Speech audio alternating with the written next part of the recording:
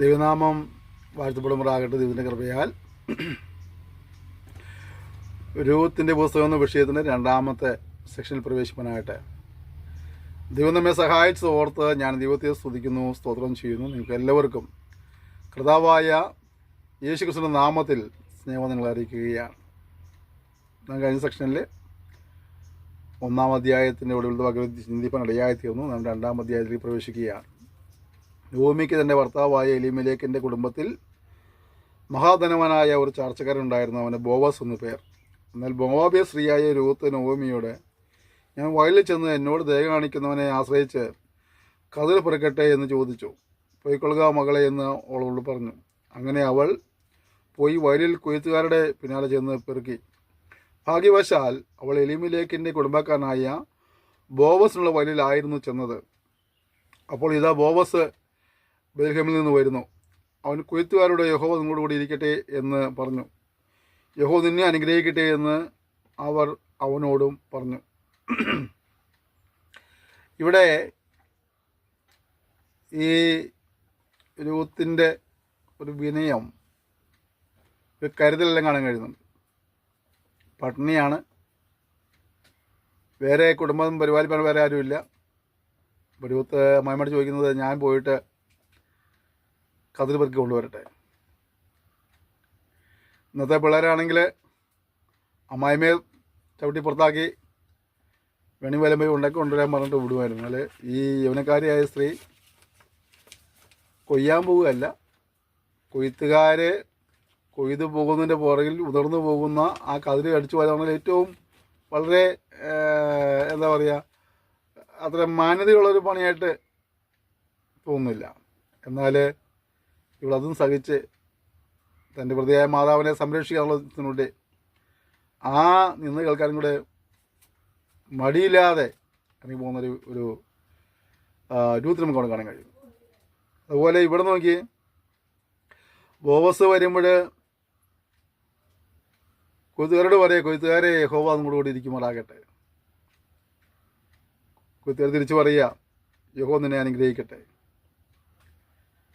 ഈ സാധാരണ ഈ യജമാനന്മാരും മുതലാളിയും തൊഴിലാളിയും തമ്മിൽ കാണുമ്പോഴേ, മുതലാളിയെ ശപിക്കുന്ന തൊഴിലാളിയും തൊഴിലാളിയെ ദ്വേഷിക്കുന്ന മുതലാളികളൊക്കെ ചരിത്രം നമ്മൾ ആദ്യം കണ്ടിട്ടുള്ളത്. എന്നാൽ ഇവർ ഉടമയും തൊഴിലാളിയും തമ്മിൽ ഒരു നല്ല ബന്ധമുണ്ടായിരുന്നു. അപ്പോൾ തൊഴിലാളികളോട് മാതൃക ഇടപെടുന്ന ഒരു മുതലാളിയായിരുന്നു. മുതലാളിയോട് വിശ്വസ്തയുള്ള സ്നേഹമുള്ള തൊഴിലാളികളുമായിരുന്നു. ഇന്ന് നമ്മുടെ നാട്ടിലെ അപൂർവമേ അങ്ങനെ കാണാറുള്ളൂ. മുതലാളിയും തൊഴിലാളിയും തമ്മിൽ ഒരു സ്നേഹബന്ധത്തിൽ വരുന്ന കേസുകൾ വളരെ കുറവേ ഉള്ളൂ. എന്നാൽ ഇവർ പരസ്പരം അല്പം കൂടെ സ്നേഹവും ബഹുമാനമുള്ള ആളുകളായിരുന്നു. അപ്പോൾ അതൊക്കെ നമ്മുടെ ജീവിതത്തിൽ പ്രാവർത്തികമാക്കാവുന്ന നല്ല നല്ല ഗുണവിശേഷങ്ങളാണ്.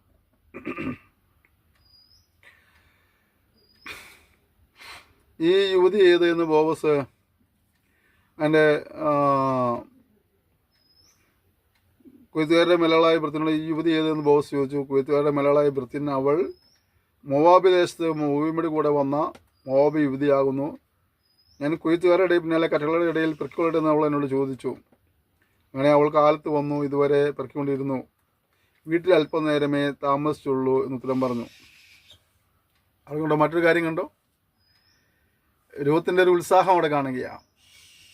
കാലത്ത് പറക്കാൻ വന്നു, ഇതുവരെ പറക്കിക്കൊണ്ടിരുന്നു, അല്പസമയം മാത്രം വീട്ടിൽ വിശ്രമിച്ചു. ഒരു ജോലിക്ക് ഇറങ്ങിയാൽ അതിൻ്റെ പൂർണ്ണതയ്ക്ക് വേണ്ടി ഉത്സാഹിക്കുന്ന ഒരു സ്ഥിരോത്സാഹം ഇവിടെ കാണാൻ കഴിയുന്നുണ്ട്. പലപ്പോഴൊക്കെ നമ്മൾ ഓരോ കാര്യങ്ങൾ തിരിച്ചിട്ട് കുറച്ച് കഴിയുമ്പോൾ നമ്മൾ മടിയന്മാരായിട്ട് ഒരു മൂല കയറിയിരിക്കാൻ ആഗ്രഹിക്കുമ്പോൾ, മോവാബ്യ സ്ത്രീയായ രൂത്ത് നമ്മൾ പഠിപ്പിക്കുന്നൊരു പാഠമുണ്ട്. ദൗത്യ നിർവഹണത്തിന് ഇറങ്ങിക്കഴിയുമ്പോൾ ഈ സ്ഥിരോത്സാഹിയായിരിക്കണം. നിൻ്റെ വീട്ടിൽ വിശ്രമിക്കുവാനുള്ള സമയമല്ല അധികം ചിലവഴിക്കേണ്ടത്. എന്തിനു വേണ്ടിയിട്ടാണ്? ഏൽപ്പിക്കപ്പെട്ട ഉത്തരവാദിത്തങ്ങൾ നിറപടിയായി നിവർത്തിക്കുവാനാണ് സമയങ്ങൾ വിനിയോഗിക്കേണ്ടതെന്നുള്ളതായ ഒരു പ്രബോധനം അവളുടെ ജീവിതത്തിലൂടെ നമുക്ക് നൽകുകയാണ്. കഴിഞ്ഞ കാലങ്ങളിൽ തീരുമാനങ്ങളെടുത്ത് ദൗത്യ നിർവഹണത്തിന് ഇറങ്ങി തിരിച്ചവർ ശാന്തമായി ചിന്തിക്കേണ്ടത് എത്രമാത്രം ഏറ്റെടുത്ത ദൗത്യം പൂർത്തീകരിക്കാൻ വേണ്ടി ഉത്സാഹിക്കുന്നുണ്ട്. അപ്പോൾ കൂടുതൽ സമയം വിശ്രമവും അല്പസമയം വേലയുമാണോ ശാന്തമായി ചിന്തിച്ച് ഈ ആണ്ടിൻ്റെ ഒടുവിലത്തെ ദിനങ്ങളിൽ വരുമ്പോൾ ഒരു പുതിയ തീരുമാനത്തോടും സമർപ്പണത്തോടും സ്ഥിരോത്സാഹികളായി മുന്നോട്ട് പോകാനായിട്ട് കർത്താവ് നമ്മെ സഹായിക്കുമാറാകട്ടെ.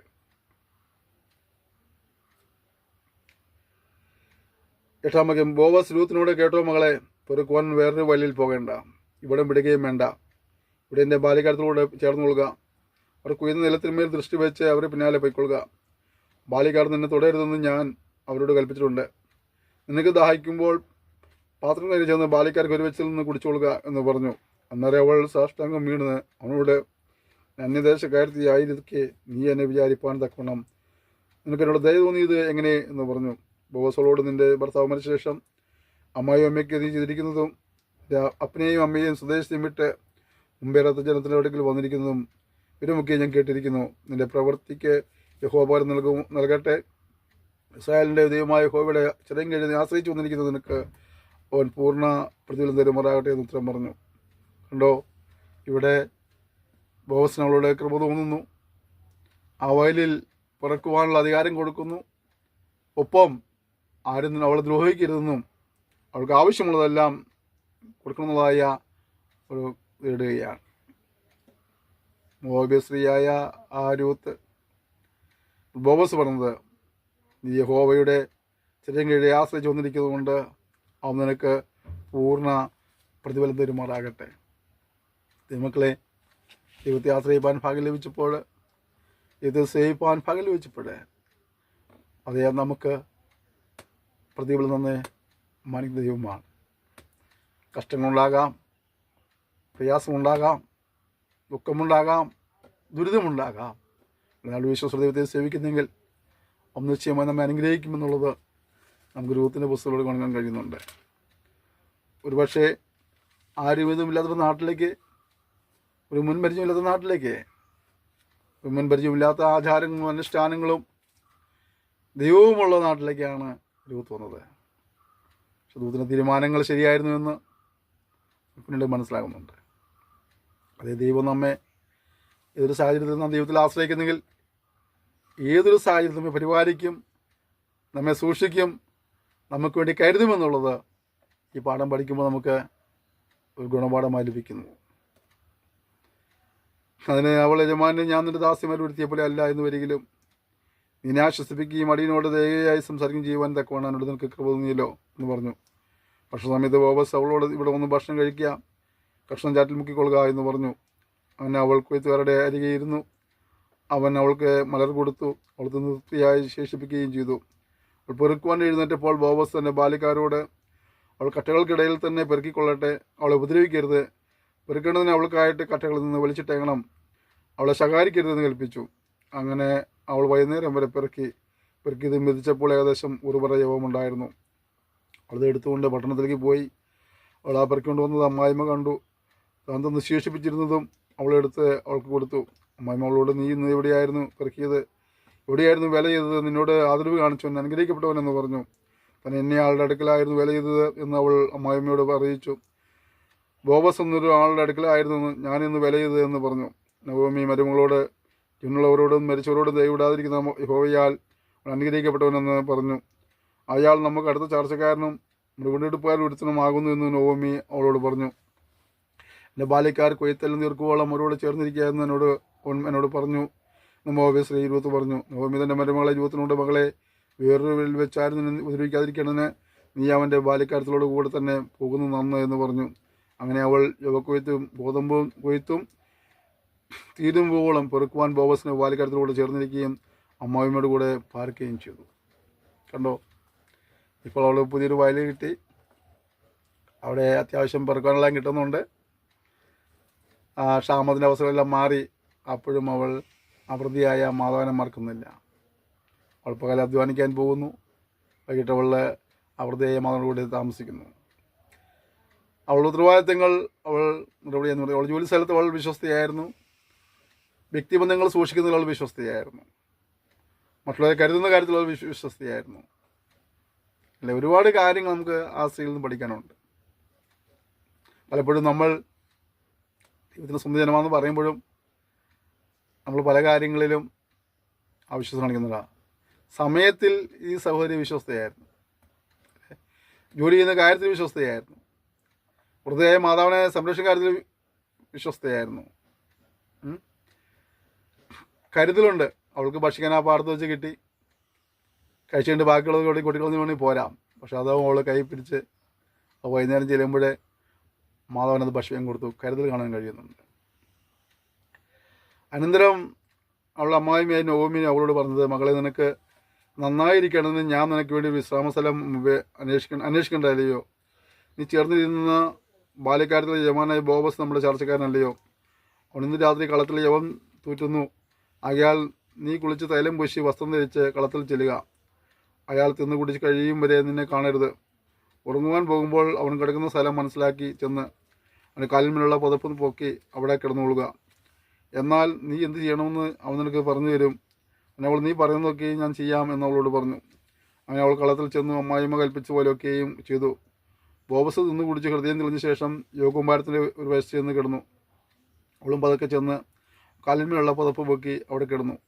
അർദ്ധരാത്രിയിൽ അവൻ ഞെട്ടിത്തിരിഞ്ഞ് തൻ്റെ കാൽക്കുള്ള സ്ത്രീ കിടക്കുന്നു കണ്ടു. നീ ആരെന്ന് അവളോട് ചോദിച്ചു. ഞാൻ നിൻ്റെ ദാസിയായ രൂപത്ത് നിൻ്റെ പുതപ്പ് അടീൻ്റെ മേലിടണമേ, നീ വീണ്ടെടുപ്പുകാരനല്ലോ എന്ന് പറഞ്ഞു. അതിന് അവൻ പറഞ്ഞു, മകളെ, നീ യഹോവയാൽ അനുഗ്രഹിക്കപ്പെട്ടവൾ. ദരിദ്രന്മാരോ ധനവാന്മാരോ ആയ ബാല്യക്കാരെ നീ പിന്തുടരാതിരിക്കിയാൽ അതിലധികം ദയവൊടുവിൽ കാണിച്ചിരിക്കുന്നു. അയാൾ, മകളെ, ഭയപ്പെടേണ്ട, നീ ചോദിക്കുന്നതൊക്കെയും ഞാൻ ചെയ്തു തരാം. നീ ഉത്തമ സ്ത്രീ എന്ന് ജനമായ പട്ടണക്കാർക്ക് എല്ലാവർക്കും അറിയാം. ഞാൻ നിന്റെ വീണ്ടെടുപ്പുകാരൻ എന്നത് സത്യം തന്നെയെങ്കിലും എന്നേക്കാൾ അടുത്തൊരു വീണ്ടെടുപ്പുകാരൻ ഉണ്ട്. ഈ രാത്രി താമസിക്കുക. നാളെ അവൻ നിനക്ക് വീണ്ടെടുപ്പുകാരൻ്റെ മുറ നിവർത്തിച്ചാൽ കൊള്ളാം. അവൻ നിവർത്തിക്കട്ടെ. വീണ്ടെടുപ്പുകാരൻ്റെ മുറ നിവർത്തിപ്പാൻ അവന് മനസ്സില്ലെങ്കിലോ യഹോവയാണ് ഞാൻ നിനക്ക് വീണ്ടെടുപ്പുകാരൻ്റെ മുറ നിവർത്തിച്ചു തരും. രാവിലെ വരെ കിടന്നുകൊള്ളുക. അങ്ങനെ അവൾ രാവിലെ വരെ അവിടെ അവൻ്റെ കാൽക്കൽ കിടന്നു. സ്ത്രീ കളത്തിൽ വന്നത് ആരും അറിയരുതെന്ന് അവൻ പറഞ്ഞിരുന്നുകൊണ്ട് ആളറിയാറാകും മുമ്പേ അവൾ എഴുന്നേറ്റു. ധരിച്ചിരിക്കുന്ന പുതപ്പ് കൊണ്ടുവന്ന് പിടിക്കുക എന്ന് അവൻ പറഞ്ഞു. അവൾ അത് പിടിച്ചപ്പോൾ അവൻ ആരുടെങ്കിലും യവം അതിൽ അളന്നു കൊടുത്തു. അവൾ പട്ടണത്തിലേക്ക് പോയി അമ്മായിയമ്മയുടെ അടുക്കൽ വന്നപ്പോൾ എൻ്റെ കാര്യം എന്തായി മകളെ എന്ന് അവൻ ചോദിച്ചു. അയാൾ തനിക്ക് ചെയ്തതൊക്കെയും അവൾ അറിയിച്ചു. അമ്മായിമ്മയുടെ അടുക്കൽ വരുകയായി പോകരുതെന്ന് പറഞ്ഞ് ഈ ആരുടെങ്കിലും യവവും എനിക്ക് തന്നു എന്ന് പറഞ്ഞു. അതിന് അവൾ, എൻ്റെ മകളെ, ഈ കാര്യം എന്താകുമെന്ന് അറിവോളം നീ അനങ്ങാതിരിക്കുക. ഇന്ന് ഈ കാര്യം തീർക്കും വരെ അയാൾ സ്വസ്ഥമായിരിക്കില്ല എന്ന് പറഞ്ഞു. ഇവിടെയും രൂത്തിൻ്റെ കരുതൽ, അമ്മായിമുള്ള അനുസരണം കാണാൻ കഴിയുന്നുണ്ട്. ഇപ്പോഴത്തെ പിള്ളേരൊക്കെ ആണെങ്കിൽ അമ്മായിമ്മ എന്തെങ്കിലും പറഞ്ഞു കഴിഞ്ഞാൽ മക്കൾ രണ്ട് ചാട്ടം ചാടുവില്ലേ. പക്ഷെ ഇതാ ഈ അമ്മായിമ്മ പറഞ്ഞ പോലെ അവൾ അനുസരിക്കുന്നു. അവളുടെ ജീവിതത്തിലെ അനുസരണം, കരുതൽ, സ്നേഹം, അല്ലേ, സ്ഥിരോത്സാഹം, ഒരുപാട് ഗുണങ്ങളുള്ള ഒരു സ്ത്രീ ആയിരുന്നു രൂത്ത് എന്നുള്ളത്. നമ്മൾ ഈ പുസ്തകം പഠിക്കുമ്പോഴൊക്കെ നമ്മുടെ ജീവിതത്തെയും അതിനെയൊക്കെ തുലനം ചെയ്യുവാനിടയായിരുന്നു. നമ്മുടെ ജീവിതത്തിൽ ഗുണങ്ങളൊക്കെ ഉണ്ടോ എന്ന് ശതമാനം ചിന്തിക്കാനായിട്ട് നമുക്ക് സമയങ്ങൾ വിനിയോഗിക്കാം. എന്നാൽ ബോബസ് പട്ടണവാതിക്കൽ ചെന്ന് അവിടെ ഇരുന്ന് ബോബസ് പറഞ്ഞിരുന്ന അവൻ്റെ എടുപ്പുകാരൻ കടന്നു പോകുന്നത് കണ്ടു. ഇവിടെ ഇങ്ങോട്ട് വന്ന് ഇവിടെ ഇരിക്കുക എന്ന് അവനോട് പറഞ്ഞു. അവൻ ചെന്ന് അവിടെ ഇരുന്നു. പിന്നെ അവൻ പട്ടണത്തിലെ മൂപ്പന്മാരിൽ 10 പേരെ വരുത്തി ഇവിടെ ഇരിപ്പിനെന്ന് പറഞ്ഞു. അവരും ഇരുന്നു. അപ്പോൾ അവൻ അവൻ്റെ എടുപ്പുകാരനോട് പറഞ്ഞത്, മോപദേശത്ത് നിന്നും മടങ്ങി വന്നിരിക്കുന്ന നവോമി നമ്മുടെ സഹോദരനായ ലിമിലേക്കിൻ്റെ വയൽ വിൽക്കുന്നു. അയാൾ നിന്നോട് അത് അറിയിപ്പാൻ ഞാൻ വിചാരിച്ചു. ഇവിടെ ഇരിക്കുന്നവരുടെയും ജനത്തിൻ്റെയും മൂപ്പന്മാരുടെയും മുമ്പാകെ നീ അത് വിലയ്ക്ക് വാങ്ങുക. വീണ്ടെടുപ്പാൻ മനസ്സുണ്ടെങ്കിൽ വീണ്ടെടുക്കുക. വീണ്ടെടുപ്പാൻ നിനക്ക് മനസ്സില്ലെങ്കിൽ എന്നെ അറിയേണ്ടത് എന്നോട് പറയുക. നീ കഴിഞ്ഞിട്ട് ഞാനും അല്ലാതെ വീണ്ടെടുപ്പാൻ ആരുമില്ല. അതിനവൻ, ഞാൻ വീണ്ടെടുക്കാം എന്ന് പറഞ്ഞു. അപ്പോൾ ബോബസ്, നീ നവോമിയോട് വയൽ വാങ്ങുന്ന നാളിൽ മരിച്ചവൻ്റെ അവകാശത്തിന്മേൽ അവൻ്റെ പേര് നിലനിർത്തുവാൻ തക്കവണ്ണം മരിച്ചവൻ്റെ ഭാര്യ മോവാബി സ്ത്രീയായ രൂത്തിനെയും വാങ്ങണം എന്ന് പറഞ്ഞു. അതിന് വീണ്ടെടുപ്പുകാരൻ, എനിക്ക് വീണ്ടെടുപ്പാൻ കഴിയില്ല, എൻ്റെ സ്വന്തം അവകാശം നഷ്ടമാക്കേണ്ടി വരുമാകിയാൽ വീണ്ടെടുക്കേണ്ടത് നീ വീണ്ടെടുത്ത് കൊള്ളുക, എനിക്ക് വീണ്ടെടുപ്പാൻ കഴിയില്ല എന്ന് പറഞ്ഞു. അത് വീണ്ടെടുപ്പും കൈമാറ്റവും സംബന്ധിച്ചുള്ള കാര്യം ഉറപ്പാക്കുവാൻ ഒരുത്തൻ തൻ്റെ ചെരുപ്പ് ഊരി മറ്റവന് കൊടുക്കുന്നത് ഇസ്രായേലിൽ പണ്ട് നടപ്പായിരുന്നു. ഇതായിരുന്നു ഇസ്രായേലിൽ ഉറപ്പാക്കുന്ന വിധം. അങ്ങനെ ആ വീണ്ടെടുപ്പുകാരൻ ബോബസിനോട്, നീ ഇത് വാങ്ങിക്കൊള്ളുക എന്ന് പറഞ്ഞു. ചെരുപ്പൂരി കൊടുത്തു.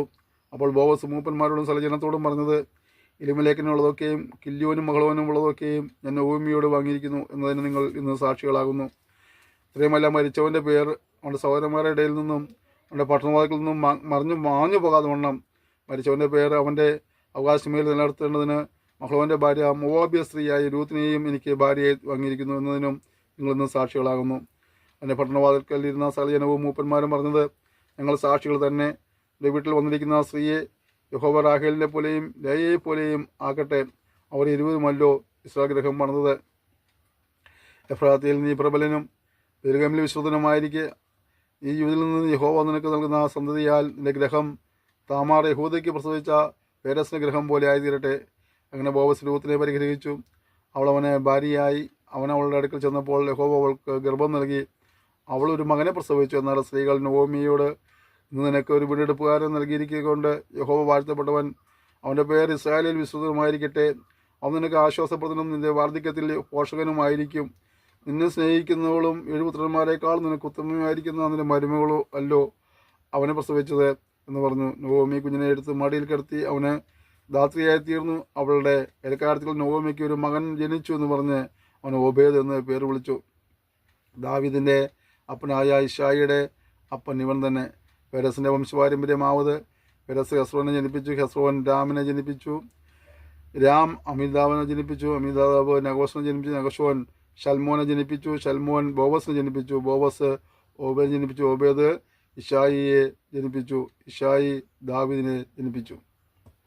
ശ്രദ്ധിച്ച്, ഇവിടെ ദാവീദ് വരെയുള്ളതായ ഒരു പാരമ്പര്യം ഇവിടെ പറഞ്ഞു പഠിപ്പിച്ചിട്ടുണ്ട്. സംഗതിവശാൽ ഈ ദാവീദിൻ്റെ കുടുംബത്തിലേക്ക്, ദാവീദിൻ്റെ പാരമ്പര്യത്തിലേക്ക് വരുവാനായിട്ട് രൂത്തിന് ഒരിക്കലും സാധ്യത ഉണ്ടായിരുന്നില്ല. എന്നാൽ ദൈവത്തിൻ്റെ കൃപയാൽ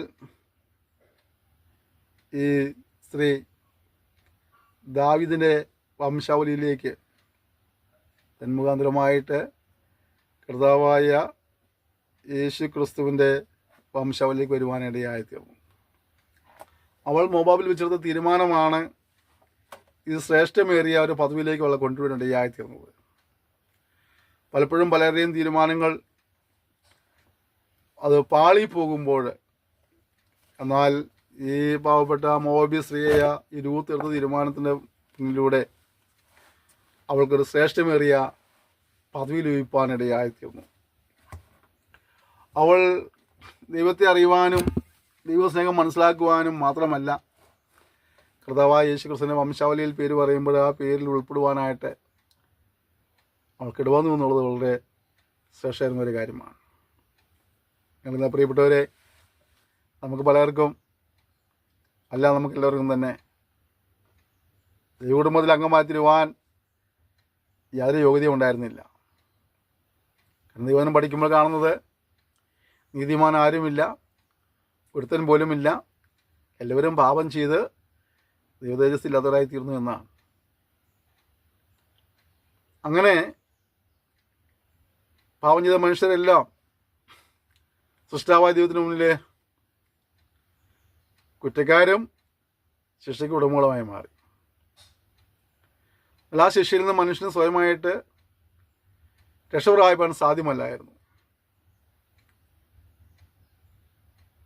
പാപത്തിൻ്റെ ശിക്ഷയിൽ നിന്ന് സ്വയമായി രക്ഷപ്രാപിക്കാൻ സാധ്യമല്ലാതെ രീതിയിലുള്ള മനുഷ്യൻ്റെ നിസ്സഹായാവസ്ഥയ്ക്ക് അറുതി വരുത്തിക്കൊണ്ടാണ് കർത്താവായ യേശു ക്രിസ്തു ഈ ഭൂമിയിലേക്ക് വരുവാനിടയായിത്തീർന്നത്. നമ്മൾ കഴിഞ്ഞ ദിവസം ക്രിസ്മസ് ആഘോഷിച്ചതിൻ്റെ ഉദ്ദേശം എന്താണ്? കർത്താവ് ഈ ഭൂമിയിൽ മനുഷ്യാവതാരം എടുത്ത് ജനിച്ചു എന്നതിൻ്റെ ഓർമ്മയ്ക്കായിട്ടാണ്. എന്തിനു വേണ്ടിയായിരുന്നു? നാമെ ഓരോരുത്തരും രക്ഷിപ്പാനായിരുന്നു. അങ്ങനെ കർത്താവായ യേശു ക്രിസ്തു നമ്മുടെ പാവങ്ങളെ വഹിച്ച് ക്രൂശിന്മേൽ കയറി. യെശയ്യാപ്രവചനം 53 അധ്യായം പഠിക്കുമ്പോൾ നമ്മുടെ എല്ലാവരെയും അകർത്തിയ ദൈവം അവൻ്റെ മേൽ ചുമത്തിയെന്ന് കാണാൻ കഴിയുന്നു. നാം ഓരോരുത്തരും ആടുകളെ പോലെ വഴിതെറ്റിപ്പോയിരുന്നുവെന്നും നാം ഓരോരുത്തരും താന്താൻ്റെ വഴിക്ക് തിരിഞ്ഞിരുന്നെന്നും കാണാൻ കഴിയുന്നുണ്ട്. എന്നാൽ നമ്മുടെ വഴിക്ക് തിരിഞ്ഞ് നമ്മുടെ പകർത്തത്തിൽ ജീവിക്കുമ്പോൾ നമ്മെ പാവത്തിന് ശിക്ഷ രക്ഷിപ്പാനെ കർത്താവായ യേശു ക്രിസ്തു നമ്മുടെ പാവങ്ങളെ വഹിച്ച് ക്രൂശിന്മേൽ കയറിയെന്ന് 1 പത്രോസ് 2:24 വായിക്കുന്നുണ്ട്. നാം പാവം സംബന്ധിച്ച് മരിച്ച് നീതിക്ക് ജീവിക്കേണ്ടതിന് യേശു നമ്മുടെ പാപങ്ങളെ വഹിച്ച് ക്രൂശിന്മേൽ കയറി. നമ്മൾ 2 കൊരിന്ത്യർ 5-ാം അധ്യായം പഠിക്കുമ്പോൾ കാണുന്നത് ഇങ്ങനെയാണ്: നാം ദൈവത്തിൻ്റെ നീതിയാകേണ്ടതിന് ദൈവം പാപമറിയാത്ത യേശുവിനെ പാപമാക്കി തീർത്തു എന്ന് കാണുന്നുണ്ട്. ഇപ്പോൾ 2000 വർഷം മുമ്പ് മരിച്ച യേശുവിൻ്റെ മരണം കൊണ്ട് നമുക്ക് എന്താ ഗുണമെന്ന് ചോദിച്ചാൽ, വചനം ഇങ്ങനെ പറയും, നാം നമ്മുടെ പാപങ്ങളെ ഏറ്റു പറയുന്നെങ്കിൽ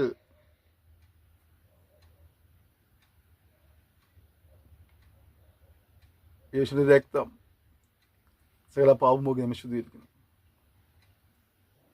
മനുഷ്യനിൽ കറകൾ കഴുകിക്കളയുന്ന ഒരുപാട് രാസവസ്തുക്കൾ കണ്ടുപിടിച്ചിട്ടുണ്ട്. എന്നാൽ മനുഷ്യന് കുടികൊള്ളുന്ന പാപത്തിൻ്റെ കറയെ കഴുകിക്കളയുവാൻ ഒരു രാസവസ്തുവും പര്യാപ്തമല്ലാതിരിക്കുമ്പോൾ യേശുവിൻ്റെ രക്തം സകല പാവവും പോക്കി നമ്മെ ശുദ്ധീകരിക്കുന്നു. പാപക്ഷമ പ്രാപിക്കാൻ മനുഷ്യൻ എന്താ ചെയ്യേണ്ടത്? ഒരു ലളിതമായ നടപടിക്രമത്തിലൂടെ മനുഷ്യന് പാപക്ഷമ പ്രാപിക്കുവാൻ ദൈവം ഒരു വ്യവസ്ഥ വെച്ചിരിക്കുക. എന്താണ്? നാം നമ്മുടെ പാപങ്ങളെ ഏറ്റുപറയുന്നെങ്കിൽ അത് നമ്മുടെ പാപങ്ങളെ ക്ഷമിച്ച് സകല അനീതിയും പൊക്കി നമ്മെ ശുദ്ധീകരിപ്പാൻ തക്കവണ്ണം വിശ്വസ്ത നീതിമാനമാകുന്നു. യോഹന്നാൻ 1-ാം അധ്യായത്തിൻ്റെ 7 മുതൽ 10 വചനങ്ങൾ വായിക്കുമ്പോൾ കാണാൻ കഴിയുന്ന ഭാഗങ്ങളാണ് ഞാൻ പറഞ്ഞത്.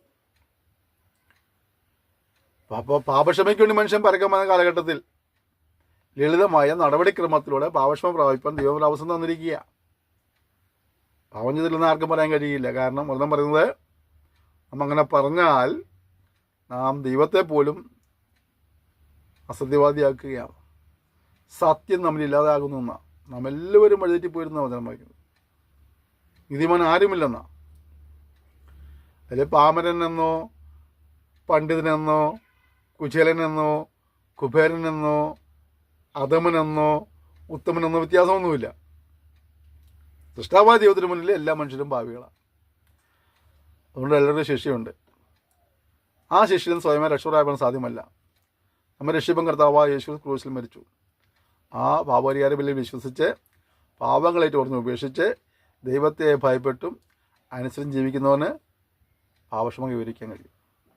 അവനെ കൈക്കൊണ്ട് നാമത്തിൽ വിശ്വസിക്കുന്ന ഏവർക്കും ദൈവമക്കളെ തിരുവാനവന് അധികാരം കൊടുത്തിരിക്കുക.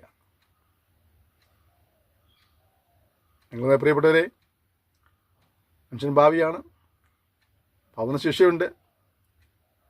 ശിക്ഷയിൽ നിന്ന് സ്വയമായി രക്ഷ പ്രാപിക്കാൻ കഴിയുകയില്ല. നമ്മൾ രക്ഷിപ്പം കർത്താവായ യേശു ക്രൂശിൽ മരിച്ചു. അവനോട് വിശ്വസിച്ചാൽ പാപക്ഷമ ലഭിക്കും. ഇത്രയും കാര്യങ്ങൾ മനസ്സിലാക്കി കർത്താവായ യേശു ക്രിസ്തുവുമായിട്ട് വ്യക്തിപരമായ ബന്ധം സ്ഥാപിച്ചെടുത്ത് പാപങ്ങളേറ്റ് പറഞ്ഞ് ഉപേക്ഷിച്ച് ദൈവത്തെ ഭയപ്പെട്ട് ജീവിക്കാൻ തീരുമാനമെടുക്കാത്ത ആരെങ്കിലും ഉണ്ടെങ്കിൽ നിങ്ങൾ സമയം അതിനുവേണ്ടി വിനിയോഗിക്കാൻ ഓർമ്മിപ്പിക്കുകയാണ്. കാരണം ഒരു മനുഷ്യൻ സർവ്വലോകം നേടിയാലും തൻ്റെ ആത്മാവ് നഷ്ടമാക്കിയാൽ എന്ത് പ്രയോജനമെന്ന് ആത്മാവ് ചോദിക്കുന്നുണ്ട്. നമ്മുടെ നേട്ടം അധ്വാനം കൊണ്ട് നമുക്ക് പലതും നേടാം. പക്ഷേ ആത്മാവ് നഷ്ടമാക്കിയാൽ നേടിയതെല്ലാം വട്ടപൂജ്യമായി പോകും. കാരണം ഒരിക്കൽ മരണവും പിന്നെ ന്യായവിധിയും ദൈവം മനുഷ്യർക്ക് നിയമിച്ചിരിക്കുക. ഓരോരുത്തൻ ശരീരത്തിലിരിക്കുമ്പോൾ ചെയ്തത് നല്ലതാകലും തീയതാകലും തക്കവണ്ണം പ്രാപിക്കുവാൻ നാം എല്ലാവരും ക്രിസ്തുവിൻ്റെ ന്യായാസനം മുമ്പ് നിൽക്കേണ്ടി വരും. അതുകൊണ്ട് നിങ്ങൾക്ക് പ്രിയപ്പെട്ടവരെ, കർത്താവിൻ്റെ വചനമനുസരിച്ച് കർത്താവിനെ ഭയപ്പെട്ട് ജീവിപ്പം കർത്താവിനെ സഹായിക്കുമാറാകട്ടെ. നമ്മൾ കരുതുന്ന ദൈവമാണ്, നമ്മൾ സ്നേഹിക്കുന്ന ദൈവമാണ്, അനുഗ്രഹിക്കുന്ന ദൈവമാണ്, സൗഖ്യമാക്കുന്ന ദൈവമാണ്. ആ ദൈവവുമായി ചേർന്ന് ജീവിക്കുമ്പോൾ അതുകൊണ്ട് ഇപ്പോൾ ക്രിസ്തുവിൽ ഒരു ശിക്ഷാവിധിയുമില്ല. ജീവസ്വത്തിൽ പേരെഴുതി കിടന്ന എവനെയും തീപ്പികൾ തള്ളിയിടുമ്പോൾ വനം തന്നെ പറയുന്നത് യേശു വിശ്വസിക്കുന്നവർക്ക് ശിക്ഷാവിധി ഇല്ല എന്നുള്ളതാണ്. അതുകൊണ്ട് യേശു വിശ്വസിച്ച് ആത്മരക്ഷ പ്രാപിച്ച് ദൈവിക അനുഗ്രഹങ്ങൾ പ്രാപിപ്പാൻ നിങ്ങളെ സഹായിക്കുമാറാകട്ടെ. മോവാബ്യ സ്ത്രീയായ രൂത്ത് ഈ ദൈവത്തെ അറിഞ്ഞ് ഈ ദൈവത്തിൽ സേവിപ്പിനെ തിരിച്ചതിനാൽ അവളെ ജീവിതത്തിൽ ഈ മോളെ അനുഗ്രഹിച്ച് കർത്താവായ യേശു ക്രിസ്തുവിൻ്റെ വംശാവലിയിൽ പേര് വരത്തക്ക രീതിയിൽ ഇവളെ മാനിച്ചെങ്കിൽ ആ ദൈവം ഇന്നും ജീവിക്കുന്നു. അവൻ നിന്നെയും മാനിക്കും, അവൻ നിന്നെയും അനുഗ്രഹിക്കും, നിന്നെയും ഉയർത്തുവാനിടയായിത്തീരും. അവൻ വിശ്വസിച്ച് അവൻ ലാസ്റ്റിലേക്ക് അനുഗ്രഹം പ്രാപിപ്പാൻ സമർപ്പിക്കാം. ദൈവത്തിൽ ഒരുമിച്ച് പ്രാർത്ഥി. സ്വർഗീയ പിതാവേ തന്ന സെക്ഷനായി സ്തോത്രം ചെയ്യുന്നു. ഞങ്ങൾ രൂത്തിൻ്റെ പുസ്തകം പഠിച്ചപ്പോൾ അവൾ ദൈവസന്നിധിയിലേക്ക് വരുവാനായിട്ട് യാതൊരു അർഹതയുമില്ലായിരുന്നു. എന്നാൽ അവൾ ദൈവത്തെ അറിഞ്ഞു, ദൈവത്തെ സേവിച്ചു, ദൈവം അവളെ അനുഗ്രഹിപ്പാൻ ഇടയായിത്തീർന്നു. കേവലം ഒരു വിധവയായി ബദലേമിൽ വന്നവള്. കർത്താവേ, തലമുറകൾ പലത് കഴിഞ്ഞിട്ടും ഇന്നും അവളെക്കുറിച്ച് ലോകം അറിയത്തക്ക രീതിയിൽ അത് അനുഗ്രഹിപ്പാനിടയായി തീർന്നെങ്കിൽ അതുപോലെ ലോക രക്ഷിതാവായ യേശു മിശിഹായുടെ വംശാവലിയോട് ചേർത്ത് പേര് പറയുമ്പോൾ ആ സ്ത്രീയുടെ പേരുകൾ ഉൾപ്പെടുത്തുവാൻ കർത്താവിന് ഹിതം തോന്നിയത്. ഞങ്ങൾ അത്രമാത്രം മാനിച്ചെങ്കിൽ അനുഗ്രഹിച്ചെങ്കിൽ കർത്താവ് യോജന പഠിക്കുന്ന ക്ലൈൻസിനെ പരിമേൽപ്പിക്കുകയാണ്. ഇവിടെ നിന്നെ സേവിക്കുന്നതിനാൽ, നിന്നെ അനുസരിക്കുന്നതിനാൽ, നിന്നെ ആരാധിക്കുന്നതിനാൽ നിങ്ങൾ അനുഗ്രഹിക്കപ്പെടുവാൻ, എന്നാൽ മാനിക്കപ്പെടുവാൻ ഇവരെ സഹായിക്കുമാറാകണമെന്ന് പ്രാർത്ഥിക്കുന്നു. ഇവരെയും ആർക്കെങ്കിലും നിന്നെ സേവിപ്പാൻ കഴിഞ്ഞിട്ടില്ല എങ്കിൽ, മനസ്സിലാക്കുവാൻ രക്ഷകരങ്ങിയിരിക്കാൻ കഴിഞ്ഞിട്ടില്ല എങ്കിൽ കർത്താവ് ഈ പഠനം പഠിക്കുമ്പോൾ അതിനെ അനുഗ്രഹിപ്പാൻ കർത്താവോട് വരുത്തുമാറാണെന്ന് പ്രാർത്ഥിക്കുന്നു. ഇതിനെ അനുസരിച്ച് ജീവിതം ആരംഭിച്ച ആരെങ്കിലും അതിന് വിട്ടുപോയിട്ടുണ്ടെങ്കിൽ മടങ്ങി വരുവാനും സന്നയിലേക്ക് ചേർന്നിരിപ്പാൻ കർത്താവ് പിന്നെ സഹായിക്കുമാറാകണമെന്ന് പ്രാർത്ഥിക്കുന്നു. എനിക്ക് വലിയ കൃപയ്ക്കായ സ്തോത്രം. വചനം പഠിക്കുന്നവരെ, പഠിപ്പിക്കുന്നവരെ, ശുശ്രൂഷത്ത് പ്രാർത്ഥിക്കുന്നവരെ, സന്ദേശങ്ങൾ പങ്കുവയ്ക്കുന്നവരെ, സഹായിക്കുന്നവരെ ഒക്കെ അനുഗ്രഹിക്കുമാറാകണമെന്ന് പ്രാർത്ഥിക്കുന്നു. സഹായിച്ച കൃപയ്ക്കായ സ്തോത്രം.